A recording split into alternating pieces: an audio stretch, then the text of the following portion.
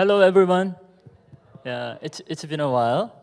This is Pastor Ki-jung Kim, one of the pastors of the Riverside Church, as you know well. I hope you have been doing well. There is a quick announcement. We need your help to set up coffee and snack for our community time on Sunday. So please consider signing up for one of the upcoming open dates. Thank you very much. As you know well, Korea has been busy with the new president election, regardless of who you vote for. Let's pray that the new leader will lead this country with humility and heart for the country so that our country becomes stabilized again. And this past May was a very busy month for me because for the first time in my life, I held a photo exhibition. From May 18 to 30, we had a photo exhibition at the lobby of the Riverside Church. So would you like to see some of the pictures? Yeah.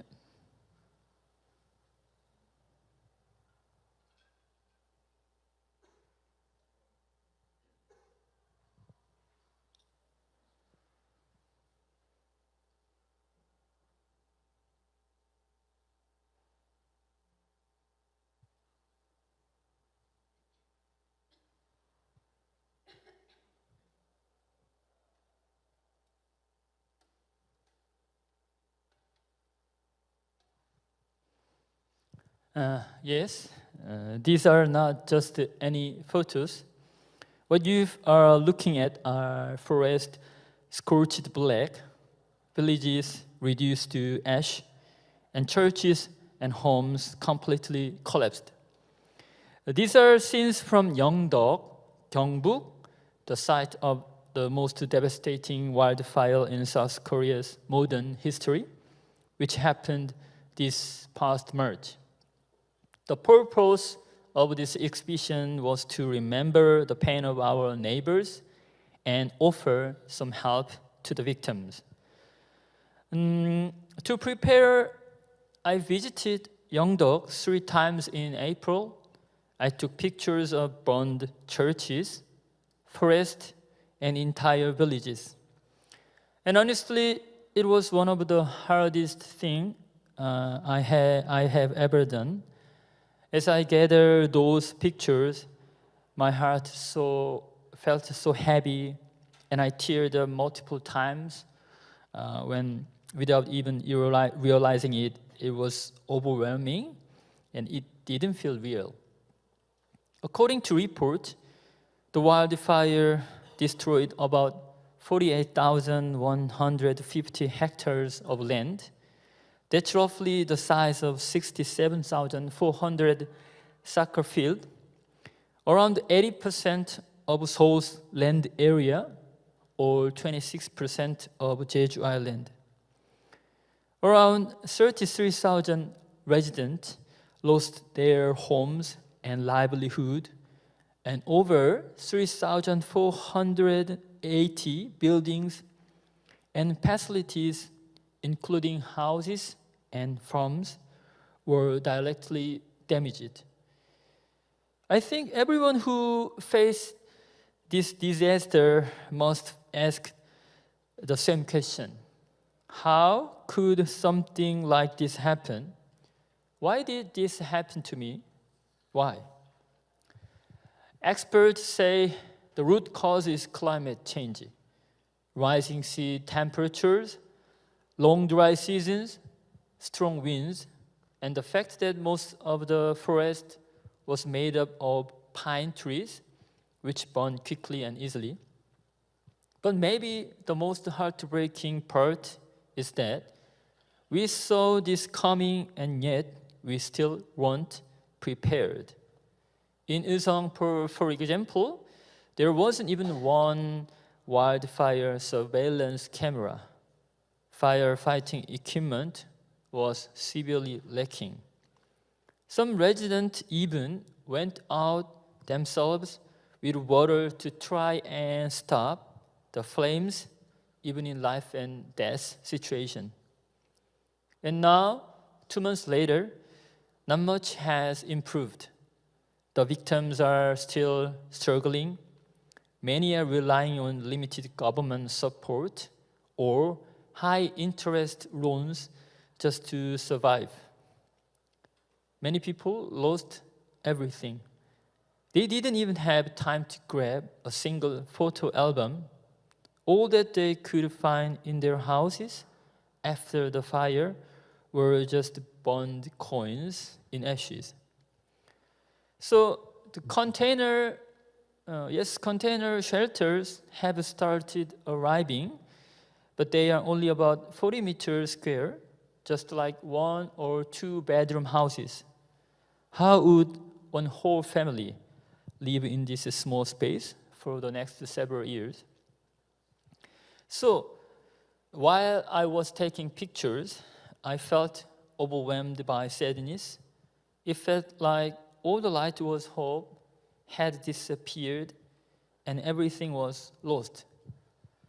Interestingly enough, I barely saw the sun while I was shooting. Maybe I was so depressed, or maybe the weather was just cloudy, or it was the smoke. But surely, it really did feel like the light was gone. However, even in the devastating place, not everything was disappeared because I realized something. The sun wasn't gone. It was just hidden. It had simply been covered for a while by something. There is a Jewish legend that speaks to this. It says that when the first humans sinned and were driven out of paradise, they saw the sun setting for the very first time, and they were terrified. They thought the sun was disappearing because of their sin, that the world was about to collapse back into chaos. So they cried all night long, they repented, and then in the morning, they saw the sun rise again. In response, Adam offered a sacrifice to God using a horned animals. Now there are many ways to interpret this story, but Martin Buber offers a unique take. The sun didn't set because of Adam's sin. The sun sets and rises as it always has. That's just the nature of the world. And as human beings living in this world, we all go through dark times. The moment when it feels like the sun is gone and everything is covered in shadow. Times when it feels like God is nowhere to be found. Martin Buber called this the eclipse of God. Yes, just because we can't see God doesn't mean He is gone. It's like the sun. Just because it's hidden for a while doesn't mean that it's not there anymore. Even in the midst of all that devastation, I was fortunate enough to see a glimpse of God's light. At first, it was harder to find. I was looking for far away, but then I realized the light was never far. It was right there, in the smiles of those who had lost everything, in the hands reaching out to help one another. That's when I took this photo, the final image in the exhibition.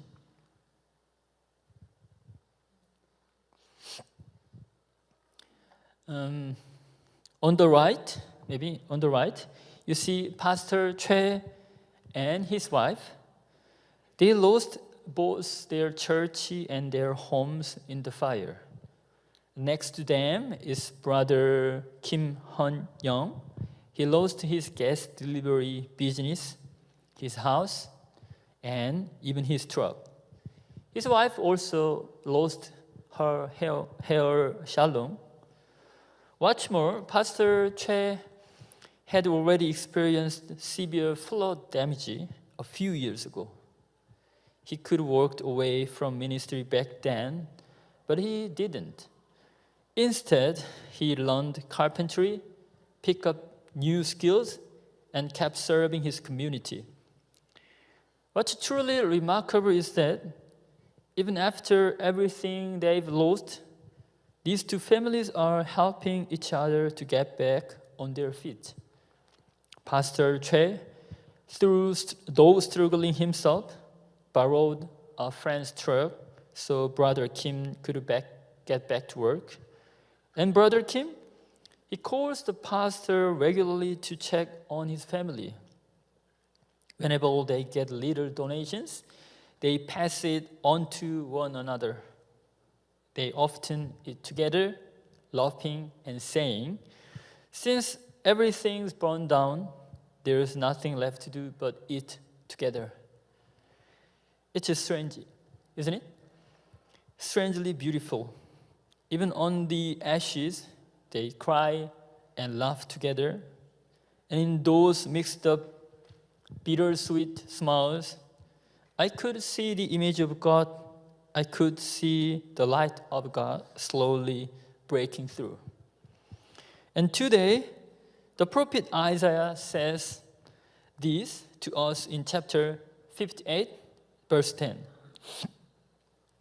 Is not this the fast that I choose, to loose the bonds of injustice, to undo the thongs of the yoke, to let the oppressed go free, and to break every yoke? If you offer your food to the hungry and satisfy the needs of the afflicted, then your light shall rise in the darkness, and your gloom be like the noonday. The Isaiah is not just offering comforting words here. He is speaking to a people who were focused on the outward expressions of religion, fasting, and prayer, worship, while ignoring the suffering of their neighbors. And he is making it very clear, true faith is not found in ritual alone, but in concrete acts of love and justice. When Isaiah says, "Your light will rise in the darkness," it's not using some vague metaphor. He means that when we reach out to those who are suffering, even when the world feels overwhelmingly dark, that's exactly where God's presence and guidance will shine through. God's light shows up when we step into pain and when we choose to stand with those who are in agony. And then in verse 12, God gives this incredible promise. "You shall be called the repairer of the bridge, the restorer of the street to live in." So what a beautiful calling. God isn't looking for perfect people. God calls ordinary people, people who are willing to show up in the middle of pain and brokenness, the people who are ready to weep with those who weep, stand beside those whose lives have collapsed, and help rebuild what has been lost. When we look at the ruins and choose not just to see, but to act, to reach out, to work alongside them, to rebuild, we become the very fulfillment of the promise. We become the repairers, restorers, bearers of light. That's right, to be a Christian means not turning away from the suffering of our neighbors. It means we step into that pain with them, we cry with them, we carry that sorrow together. That's where the light of faith shines the brightest. This is why I named the exhibition as Rebuild. The American writer Rebecca Solnit discovered something remarkable while researching disaster zones. She says that While disasters can bring out the darkness part of human nature, they can also reveal the most beautiful possibilities. I highly recommend her book, A Paradise Built in Hell. In it, she writes, when nature intervenes, the whole world becomes friends. And you know what? I have never met Pastor Choi before the wildfire, but now we are friends. Well, I hope he also sings of me the same way. Just last week, I was in Yeongdeok again, sharing a meal with Pastor Choi. In fact, we are also planning to hold the summer retreat in Yeongdeok this year with African friends. The great American Protestant theologian of the 20th century, Reinhold Niebuhr, once described the Christian life as an impossible possibility. What does that mean? It means that agape love, unconditional self-giving love, is something truly impossible for humans on their own. Simone Weil said something similar. She once said that living a life where you give yourself away for the sake of another goes against the gravity of human nature. It's only possible by the grace of God. It's not something we can naturally do as sinful human beings.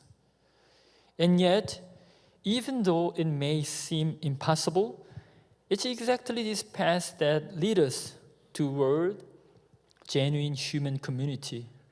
That is the impossible possibility. That is the paradox of faith. Friends, the way of Christ is the way of carrying the pain of others as if it were our own. In the face of despair, we are not called to helplessness. We are called to proclaim hope. Do you remember that Jesus fed thousands with 5 loaves and 2 fish? It wouldn't have happened if the little boy didn't bring his food to Jesus. And I think others too.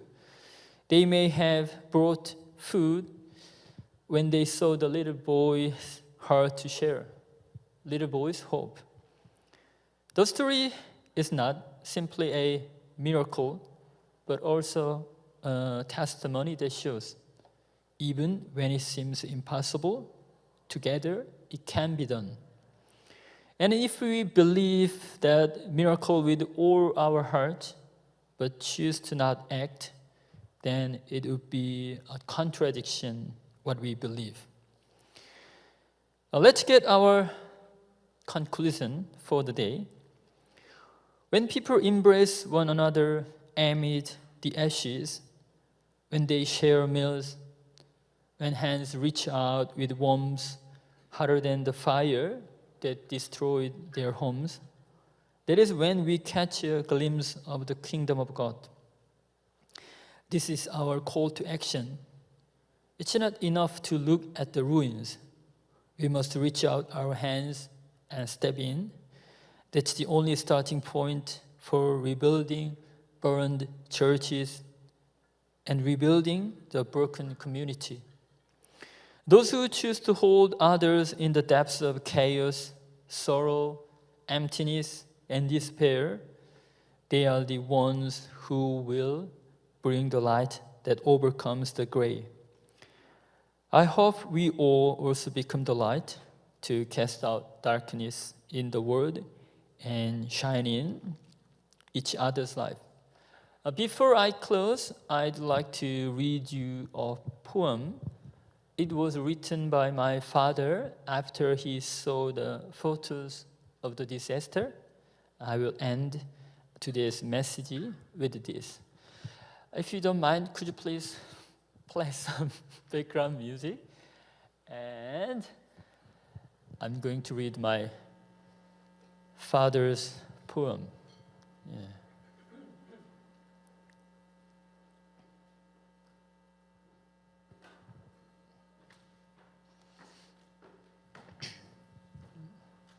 maybe just keyboard. Yeah.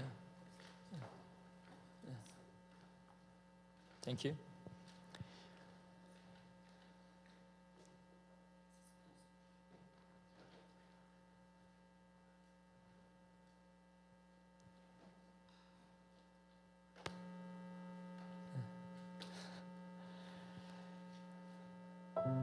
After the Tears by Elder Joong Kim. If we had no tomorrow, we would have just collapsed in place. If the soft light of spring had not risen through the cracks in the charred earth, everything would have fallen apart. If it weren't for your warm prayers, we wouldn't have been able to hold back our tears. Lord, if it weren't for the Lord who embraced our wounds as His one, our hearts would still be stuck in the gray winter of sorrow. Now we understand that beyond the tears, light blooms again. That even from the ground where we've fallen, spring returns, as long as we carry the memory and hold on to one another. Let's keep in today's word and pray together.